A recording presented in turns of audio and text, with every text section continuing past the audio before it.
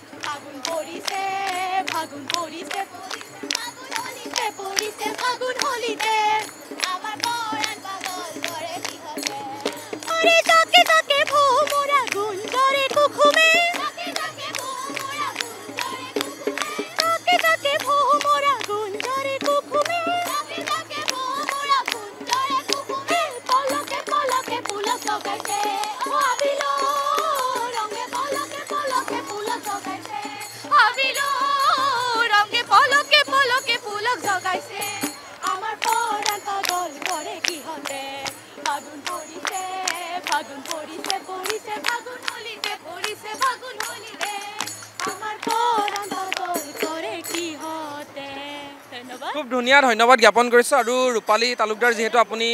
ক্ষমা কৰিব ৰদালী তালুকদাৰ হোলী বুলি ক'লে বিশেষকৈ ৰাস বুলি ক'লে আমি যিদৰে মাজুলীৰ কথা মনত পেলাওঁ হোলী বুলি ক'লে আমি বৰপেটাৰ কথা আপোনালোক কেনেদৰে ৰৈ থাকে